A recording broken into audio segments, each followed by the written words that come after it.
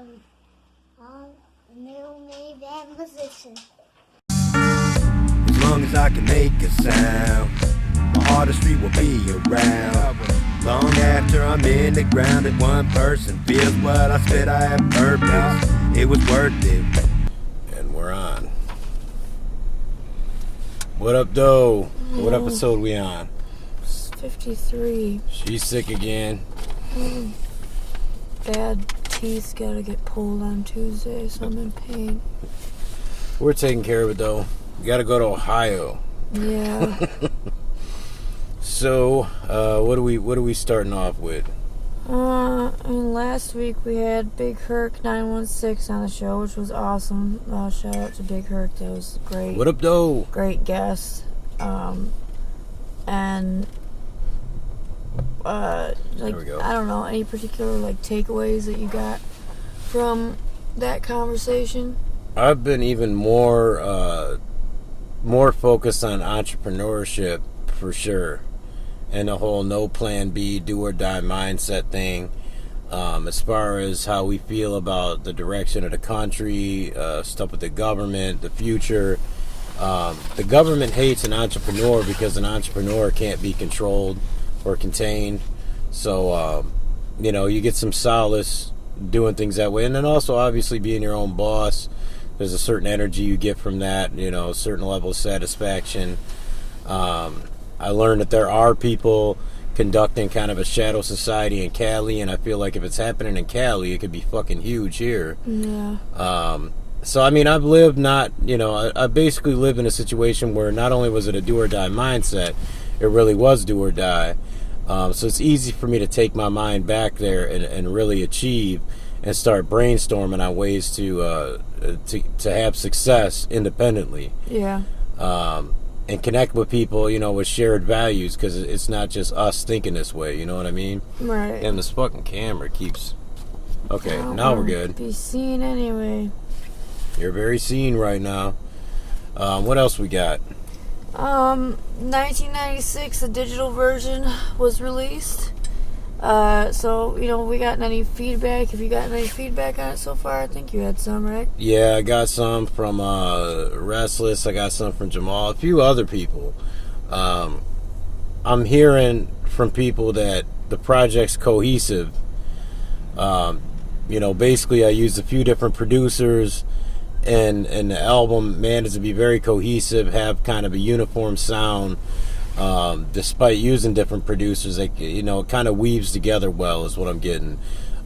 It's really taken people to that place where I was trying to take them in the project. Like I said before, it's more of a vibe, it's more of a place I'm taking you to, rather than a bunch of songs put together. It's a whole thing. So, I got Restless. I'm going to post what he had to say about it. He wrote a full review, track by track. Yeah, he produced a song in the album, but it's real feedback. Yeah. Real in depth. And I'm just proud of it, because what I'm hearing from people so far is they're hearing and feeling exactly what I had hoped they would. Yeah. So, I could die and leave this album. I feel like it's actually an opus. It's perfect for what it is. Yeah. It's a time capsule, but it's a time capsule updated and left for people in the future. It's Back to the Future is what it is. So right. I'm going to start putting some of the feedback on the Facebook fan page and on the website. Go and get it at donverb.com. And definitely give me some feedback when you do. I want to put your words out there, good or bad. I want the bad shit too. But honestly, this is one project where I really don't feel like there's much bad to give. You know what I mean? I really think it's solid. I'm proud of it, like I said. Yeah. The physical release is going to be in March, so we're kind of leading up to that, Yeah, getting Damn, this fucking thing. It's always something, I swear to God. That's just because it knows I don't want to be seen right now. I had a random thought a few minutes ago my jaw's all swollen on the bottom. Yeah, that shit sucks. Trust me, I've been there, so I know what kind of shit she's going through right now. I had a random thought a few minutes ago. I was talking to John Cash about a project that we're doing together that I'm probably going to kind of announce and explain next week, probably have him come on. But just in the field of growing a fan base, whether it's with the podcast or with music, at the beginning of it, what someone does at the very beginning is kind of ingenious, because you're having to guess what people want. What I mean by that is, later on you could say, okay, this person asked for this. This fan wanted us to cover that. Blase splee, whatever. You know, at the time where you don't have a lot of people giving you much, you're having to guess. And it's a lot of work, and I think it prepares you for later on and keeping things creative later. Yeah, but I agree. You know, that was just a random thought that I had. It just has to do with all of the kind of creative type stuff that we all do. It's like, at the beginning, you got to guess, like the market or my people want this or that. Later on, you'll be told. You know, you can always take it further than what they tell you, or you can build a style that they decide they like. But I'm saying at the beginning, you have to do that. You live and die by it. So yeah, that's just a random thought. Yeah, you know, we're working on it. We do our best with it. But always leave your suggestions in the comments. What else we talk about? I mean, we're kind of getting back to doing the weekly segment for 1996, like the great albums that were released that year, and there was a lot of them. We skipped a couple weeks talking about them there. Yeah. So we're picking one each week and having you give some feedback and whatnot. And we're getting back to it with Makaveli. Hey. Yeah, we going for the home run on this one. Yeah, I was gonna pick that one like as my first pick, but I mean, it was either like that or All Eyes on Me. We already did All Eyes on Me. Yeah, we did All Eyes on Me. We did ATLians. Shit, what else did we do? FBI. We did FBI, Dane Family. Reasonable Doubt. Reasonable Doubt. Yeah, that was the other one. With Makaveli. Oh, we did Master P too. Oh yeah, we did. That's right. With Makaveli, you know, this is the rare instance where a major artist in hip hop, where their project got more and more appreciated over time. Obviously, there was like the tracks that were hits on this, that were catchy, all that kind of stuff. But it's the deeper stuff to somebody like me, somebody that, you know, you sometimes feel like a nerd or an outcast being an artist and a writer. You kind of listen to the songs that most people don't listen to. Yeah. I really love this album because those songs have become kind of the legendary songs all of a sudden for that album. Like stuff like Blasphemy and White Man's World, particularly, even Hold Your Head. Yep. Those songs, like White Man's World, might be some of the best writing that Tupac ever did. That was good. All that stuff is getting quoted now, and you know, when you talk to people about this album, that shit's mentioned. So that's actually really dope right there. But something real significant with this album, it was recorded in 7 days, and it was all done essentially with a live band. Yeah.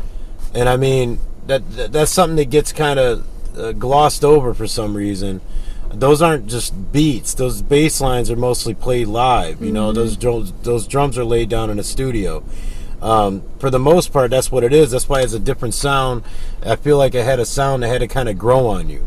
Even when I first heard it the first time, I was used to a certain refined West Coast sound. Yeah, for sure. This had a little more, especially when he came in with Bomb first. It had this, you know, just grittier sound to it, you know. It's definitely different. Yeah, and I mean, forget Hit 'Em Up. The real drama and the real venom was in those diss tracks on this song. And they weren't even diss tracks. They're kind of like war declarations and venting on a personal level and airing people the fuck out. Yeah. You know, Against All Odds and Bomb First, both are just legendary to me. And those also have grown on people more over time. When they were on the Hit 'Em Up tip and all of that. Oh, yeah. Those tracks have really turned into like, wow, this dude was really as the shit became true, you know, through Vlad and shit like that, you start finding out like, wow, Pac was really saying some shit on this, you know, let me listen to this again. Yeah. But this project, I mean, and also he got more into the multi-syllable rhyme schemes and shit on this, between the venomous stuff and also returning back to being kind of a politically fueled rapper, almost a conscious rapper. You know, it all had validity too, because he lived it and experienced all of that. And then just the different type of production and everything. Makaveli, I mean, it sounds silly to say these words, but it's kind of slept on. Yeah, a little bit. You know, you hear more All Eyes on Me. You hear more Me Against the World. You know, and then when you start talking about this time period, it feels like Makaveli actually gets passed up despite being the last album he actually put together. Yeah. So, I mean, this one here, I don't know. It was a big deal to me because it showed me a way that you could put an album together with your heart and soul and just with your own even animosities and stuff like that. Put it together in an original way and have it translate to people. For sure. You know, you didn't have to have that Dre beat. You know what I mean? Or any of that shit. And then the intrigue that surrounded this, where, you know, the whole Machiavellian thing and the faking your death and all of that shit that tied into it couldn't have been more perfect. Yeah. Maybe that's why the art itself almost gets passed over, because the intrigue is bigger. You know? But the drama and intrigue on it is incredible, too. So it might be, you know, up there as one of the most classic hip-hop projects ever. I mean, you know, it's kind of like a Jim Morrison's last recording, or, you know, that kind of thing. Yeah. Or Hendrix thing, where, you know, you hear little pieces of what he was doing next. Yeah, exactly. And that's what I hear on the Pac project. Like, he was going to go into some different sounds and all of that. So next time you listen to it, remember it's like live instruments. Remember he did it in like 7 days. So it was the stuff that was right there in the front of his mind and in his heart. And listen to the energy and everything behind it. Yeah. But definitely one of my favorites. Yeah, I agree, for sure. Definitely influenced me and taught me that if you're going to come for somebody on a track, come at them hard. Do it. You know what I mean? Do it or don't do it. In a way to where people are really talking about the details of it that many years later, man. It's some deep shit. But yeah. But besides that, just a great, it's just a well-written album, well-produced, just everything you could want in a hip-hop project, in my opinion. Yeah, so, I mean, I would go back and listen to that again and again. I do anyway, so if you haven't listened to it lately, go listen to it again. Yeah, I mean, it's kind of like what people are saying about my project, you know, like it's high praise because you got different sounds, completely different. Like on that one, you've got like the live instrumentation, like I said, on some tracks. You've got the kind of laid back West Coast sound of like To Live and Die in LA. You got what's it called? Was it fucking not Toss It Up, but shit, the one where he's dissing Dre. I forget. I always fuck up. Is it Toss It Up is on this one or whatever? But I mean, what I'm saying is you got all these different sounds, but somehow they fit. They fit because you feel like none of it's forced. No. It's what really happened. It was, here's my emotion on this track, let's convey it. You know, it's chill, and then the next one, it's like, you know what? It goes right into blasphemy. Yeah. You know what I'm saying? It goes right into something harder, and it works. So, not the best explanation, but amazing album. Yeah, in every way. For yeah. Sure. So, and before we go, you know, we've been known to kind of be somewhat a political podcast now, I guess. So, what do you think of the good old Joe Biden presidency so far? Oh, it's just great. Actually, you know, it's upsetting, but there's a little hope on the horizon because a lot of people are really rallying against him who voted for him. Yeah. Who supported him. He screwed over a lot of natives. Native Americans, Native Canadians, First Nation, whatever you want to refer to these tribes as. He cost them $785 million by the whole Keystone thing being shut down. Yeah. 5 tribes, $785 million deal. They lose that. So if you're a Democrat and you're talking people of color or minorities, you might want to check that at the door. Mm-hmm. You know, what he's done, and I took a few notes just so I was accurate. In these executive orders, we rejoined the WHO. The WHO was a disaster. Even if you hate Trump, that's one thing that, one quote you could take from him that you feel is true, no matter who you are. The WHO was a disaster. Back and forth on opinions and what to do with COVID and being incorrect, and it was just terrible. And we were funding it. I don't even want to go into certain particulars of it, but that's what he did just to undo Trump. So he rejoined, an inaccurate, terrible, probably, a danger to public health even being a part of this. We do that just to undo what Trump did. Okay, that's cute. Now non-citizens are counted in the census. Now, that doesn't sound like a big deal. Hey, we want to find out who all's in the country. Okay, sounds great. But the problem with that is that groups non-citizens in with everyone else and knocks out deportation efforts. Yeah. And on top of that, he's done a 100-day no deportations. Doesn't matter if somebody's getting deported for murder, for anything, rape, whatever, you name it, no deportations. By the time the 100 days are up, those people are gone. You know what I'm saying? And they're getting counted in the census as though they're a resident, and they're not being marked as a non-resident, so they're not being deported later either. Yeah. We rejoined the Paris Accord. We've talked about that on this before. Sounds cute and great with the whole climate shit, but terrible for us, terrible financially. Nobody else does their part in the Paris Accord except us. Actually, us leaving it was kind of a way to tell others to contribute to the, whatever. There are more oil and natural gas leases cut, particularly like the Arctic National Wildlife Refuge, which sounds great, but everything that was cut is terrible for those industries. And you even have Canadian leadership bashing Biden, which is amazing. You have Texas and I think a couple other states suing Biden, the Biden administration, for the troops who were made to sleep on the floor in the Capitol building, and then or their cars, and taking breaks in the parking structure. It's just a bad. This is all in less than a week. Yeah. He's announced taxes on assault rifles and extended clips, which is,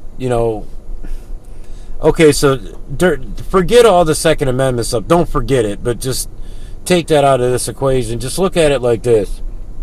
During a time when things are admittedly at a serious unrest and people are victimized by crime more than ever, and they also don't have jobs or money, let's go ahead and tax them thousands of dollars for the ability to protect themselves. Yeah. That makes sense. Again, to undo Trump and to take a shot at the so-called right, which isn't even what it's made out to be right now. Another thing is, that Keystone Pipeline was 800,000 barrels of oil a day.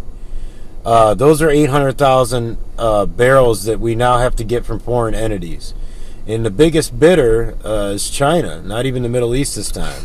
Of course it is. You got suicide bombings happening in the Middle East. Yep. I'm just like literally just reading off news. This is news. These are the things that have been implemented in the last week and immediate consequences. Yep. You keep reading 1,000 union jobs lost that were purely American jobs with the Keystone Pipeline. But all of the experts in these fields are saying that this is actually causing about 100,000 jobs to go down the drain. There's also a thing with this whole all to appear, nicer, more liberal, stuff like that. Him removing the whole gender thing, God, I don't even know what to call it. The equity order. I don't know either. Well, see, this is where certain people that would normally be on that side of things are turning against him. The Women's Liberation Front, they call it WOLF, however you say that word. Yeah, wolf with an L. Wolf.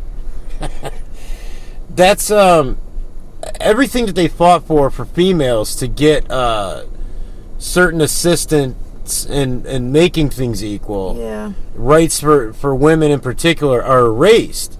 Because essentially now there's no such thing as a woman. Right. You can't implement. I'm simplifying this, but Maxwell, who I'm sure will actually listen this week, will say I'm good at the simplifying, but not with lying.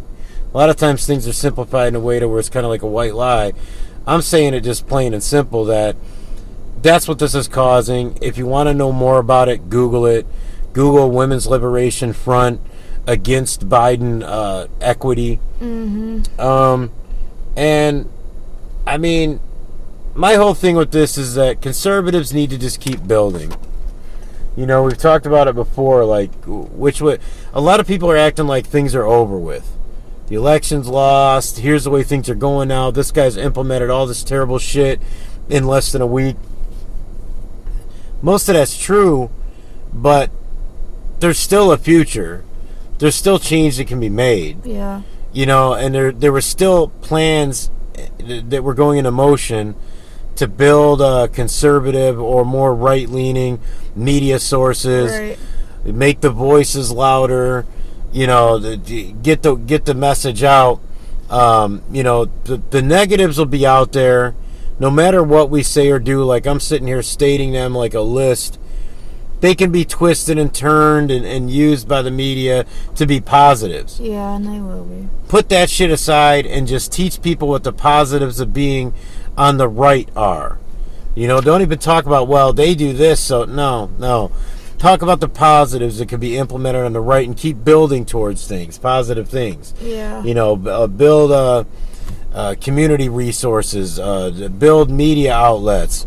You know, that's all I can really say, you know, but, you know, the first 100 days without deportation, the way the troops have been treated, I mean, the financial burdens, the $15 minimum wage, oh my God. Yeah. It's like you're trying to devastate the economy more. So you start talking financial and social and public health matters and business. You just go down a list and every one of them has a fucking red mark on it this week. And there's a lot more of it to come. Yeah. So I just encourage people to keep that entrepreneur mindset. Maybe go back and watch episode 52. Maybe it'll help motivate you the way it's motivated me. Yeah. And maybe, you know, along the way as you're building your own thing up, you will network with some people with similar mindsets, and we can build that shadow society behind building positives so that way there is something to present 4 years from now that can change the culture. Yeah, John Cash, who I hope he watches this week too, he brought up a quote from someone that was, culture changes politics, politics doesn't change culture. I think that's the way it was said. That's true. It wasn't politics that made, you know, say the late 60s and all the hippie stuff lead into culture. Positive civil rights. It was a culture made the politicians feel like, okay, they actually literally said things like we have to be young and hip and go into college campuses and learn what they want. Mm-hmm. You know, and a lot of stuff that's implemented right now, even the stuff that we don't like, is stuff that they thought we wanted as a whole. So here it is, please vote for me, please keep giving me money. They need us more than, you know, the other way around. Yeah. You know, so be the culture change. You know, I myself, you know, we have a music project that, like I said, we're probably going to cover next week. We'll probably get in depth into some serious topics behind that. It's a controversial project, but you'll like it. It'll be done well sonically. It's not to step on any toes. It's to show a different mindset that hip-hop has, that half of hip-hop has. Hip-hop's divided too. Very much. As much as we think, it's all, you know, everyone thinks one way. No, a lot of people are standing up saying, wait a minute, don't put me in that pigeonhole, man. You know what I mean? I don't want to be pandered to. I don't want you to put me into a box with everyone else. Right. So we got a project that's going to kind of address that. Hopefully be at least a small voice for some of those people. And it'll get us into deeper subjects again. But yeah, I'm fired up on caffeine right now. Yeah, I'm sorry. I'm sitting here like a freaking dud. I'm in a lot of pain, like a lot. That's real life shit. I mean, she's been on here through pregnancy. She's been on here through sickness. Believe it or not, I've been on here through some more serious pain and sickness than I let on. Yeah. It's just, you know, I have a whole thing. It's not even the show must go on. It's that I don't like showing my pain to you motherfuckers. I don't know you. I can't help it right now or I wouldn't be. It's that bad, so. No, I'm the type that kind of suffers in silence. I'm kind of a mess. It hurts really bad. And then when nobody knows that I'm suffering, I yell at them for not helping. Yeah, you know what I'm he's saying? good at that. That's the way I do it. But yeah, I mean, everybody go to HBO Max and rewatch The Sopranos.